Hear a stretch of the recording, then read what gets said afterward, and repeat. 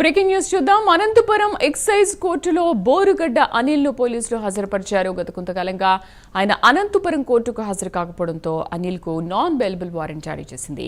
దీంతో పోలీసులు బోరుగడ్డ అనిల్ ను అనంతపురం ఎక్సైజ్ కోర్టులో హాజరుపరిచారు. ఈ నెల 10న బోరుగడ్డ మరోసారి విచారణకు హాజరు కావాలని కోర్టు ఆదేశించింది. విచారణ అనంతరం బోరుగడ్డను రాజమండ్రి జైలుకు తీసుకెళ్లారు. మా కరెస్పాండెంట్ నాగేంద్రనాథ్ రెడ్డి పూర్తి సమాచారం అందిస్తారు. నాగేంద్రనాథ్. శ్రీదేవి ఇవాళ బోరుగడ్డ అనిల్ అనంతపురం కోర్టులో ఎక్సైజ్ కోర్టులో హాజరుపరిచారు. గతంలో అనంతపురం శ్రీటంగా పనిచేస్తున్నటువంటి మురళీకృష్ణ పైన నానా దుర్భాషలాడడం జరిగింది. ఆయన ఫోన్లో మాట్లాడుతూ సిఐ పైన నానా దుర్భాషలాడడం జరిగింది. అదే విషయాన్ని అధికారుల దృష్టికి ఉన్నతాధికారుల దృష్టికి తీసుకెళ్లారు. అప్పట్లో కేసు నమోదైంది. అలాగే అనంతపురం సంబంధించి ఫోర్త్ టౌన్ లో కూడా బోరుగడ్డ అనిల్ పైన కేసు నమోదైంది.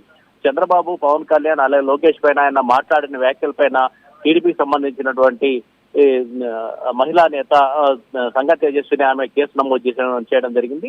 ఆ గతంలో కూడా ఆయన రాజమండ్రి నుంచి అనంతపురం కోర్టులో హాజరుపరిచారు. ఆ తర్వాత కూడా వాయిదాలకు ఆయన అటెండ్ కాకపోవడంతో నాన్ బెయిలబుల్ వారెంట్ జారీ చేసింది. ఇవాళ ఆయన 3 టౌన్ 4th టౌన్ పోలీసులు కోర్టు ఎక్సైజ్ కోర్టులో హాజరుపరిచారు.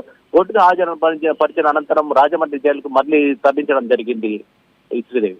Right Nagendranath, thank you.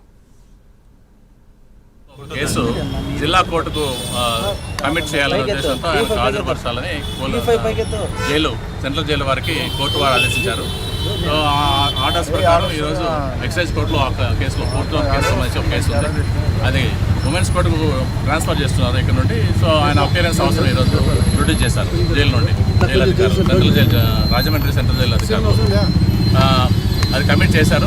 Women's court commit చేశారు. తర్వాత మళ్ళీ సమన్స్ ఆయనకి వెళ్ళిన తర్వాత ఆ ఉమెన్స్ కోర్టులో ఆయన అదేవిధంగా 3 టౌన్ పోలీస్ స్టేషన్లో ఒక కేసు బోరుగడ్డ అనిల్ కుమార్ గారి మీద రిజిస్టర్ అయి ఉంది.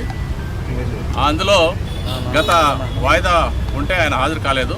ఆయన అప్పటికే జ్యుడిషియల్ రిమాండ్లో సెంట్రల్ ప్రిజన్ రాజమండ్రిలో ఉన్నందువలన మొబైల్ కోర్టు వారి ముందు హాజరు కాలేకపోవడం వల్ల కోర్టు వారు ఆ రోజు నాన్ బెయిలబుల్ వారెంట్స్ ఇష్యూ చేయడం జరిగింది. సో అందులో పీటీ వారెంట్స్ వేసి 3 టౌన్ పోలీసులు ఈరోజు మొబైల్ కోర్టు మ్యాజిస్ట్రేట్ గారి ముందు హాజరు జైలుకు ఆయన తీసుకెళ్తారు.